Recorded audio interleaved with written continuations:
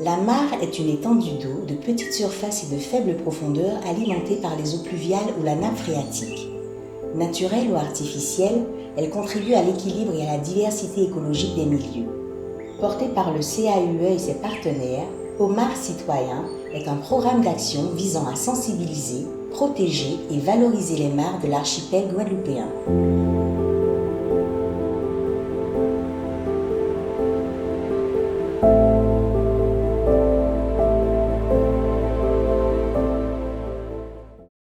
J'écris, j'ai mystique.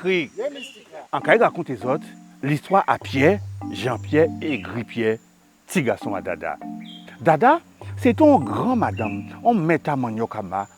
Il était tenu 3 petits garçons. Il était qu'à vivre avec 3 petites tailles et marier à une habitation grand case. Il était qu'à lever 50 bœufs. Habitation là tenu 3 fonds. Dans chaque fond là, tenu un mât. C'est dans ces mâts là ça. Yo te kay fait ces bœufs là boire.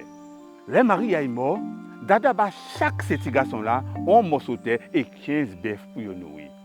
Pierre, te ka jeter toutes zodi à dans là, roue à voiture, vieux frigidaire, vieux lamois, tout ça y pas te besoin encore, il te ka jeter en là. Mala te sale.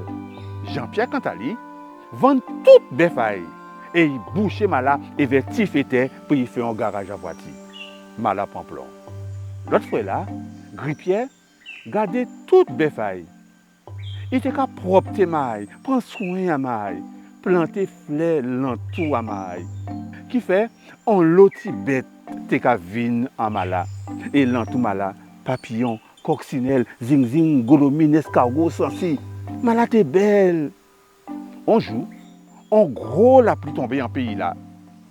La pluie là était qu'à tomber longtemps. Et de l'eau commençait à monter côté habitation Grand Case. Ravi de monter tout partout. C'est malaté plein de l'eau. Pierre profitait puis il fait bœuf à boire en maille.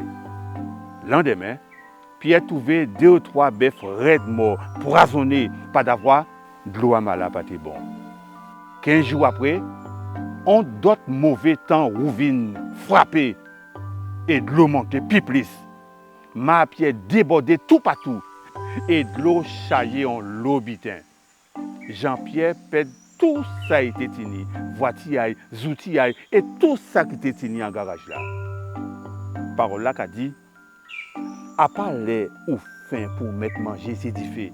À part les qui est trop tard pour payer soutien, protéger ma. Il faut faire preuve de prévoyance et d'anticipation.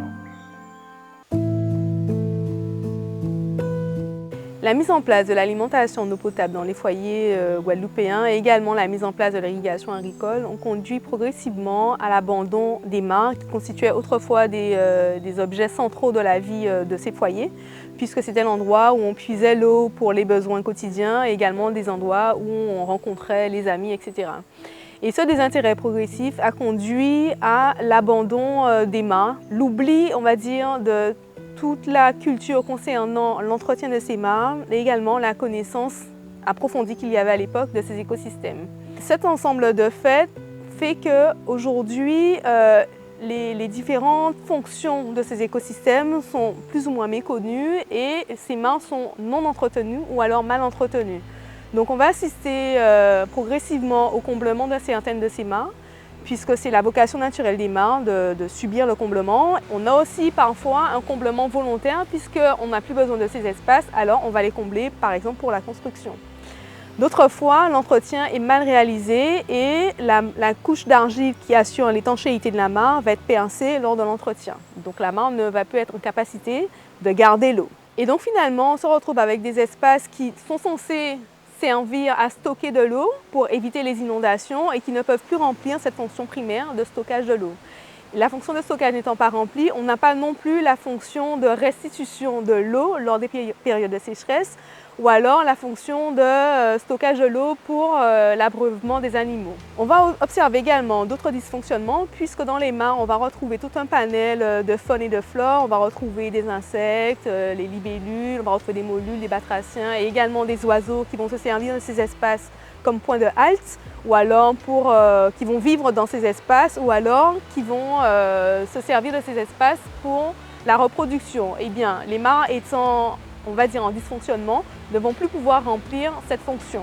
Au-delà de cela, on va assister également à des mares qui vont servir plus ou moins de décharge. Donc on va avoir des personnes qui vont rejeter des objets dans ces mares. On va avoir des déversements, par exemple, de produits phytosanitaires dans les mares et la mare va commencer à dysfonctionner. Donc les espèces qui sont normalement présentes dans le milieu vont disparaître au profit d'espèces qui ne sont pas censées être là, par exemple des espèces exotiques envahissantes. Et il faut également savoir que les mares sont connectées entre elles, donc en fait on peut avoir dans un bassin versant un chapelet de mares qui vont pouvoir fonctionner les unes avec les autres. Et si l'une d'entre elles dysfonctionne, c'est l'ensemble des mares qui vont commencer à dysfonctionner. Les fonctionnements de l'homme avec ce milieu particulier que l'on trouve sur le territoire fait que cet ensemble de services que peuvent rendre les mares ne vont plus être assurés. Et c'est pour cette raison que le SDAGE, le schéma directeur d'aménagement et de gestion pour la période 2022 à 2027, prévoit un inventaire de l'ensemble des zones humides, dont les mares, et la prise en compte des enjeux que constituent les mares dans les schémas qui concernent l'urbanisme. Et c'est un outil qui va permettre de préserver les mares puisque la réglementation ne permet pas de préserver l'ensemble des mares du territoire puisque la plupart ont une faible superficie. Et c'est aussi conscient de cet enjeu que l'Office de l'eau s'est lancé dans un programme de restauration des mares, notamment de marées galantes. Donc sur ce territoire, c'est un ensemble de 48 mares qui ont vocation à être restaurées. 12 mares sont déjà restaurées. Et l'idée étant de mettre à disposition ces espaces pour les agriculteurs. Donc on va mettre à disposition un système d'abreuvoir pour empêcher aux animaux d'aller directement dans les mares, un système de pompe pour permettre aux agriculteurs de récupérer l'eau des mares et de ne pas avoir à rentrer dans la mare avec leur véhicule. Et il y aura également un plan de gestion qui sera mis à disposition avec des panneaux explicatifs. Et pour les mares qui ont plutôt une vocation touristique, il y aura des panneaux qui vont présenter l'historique de ces mares.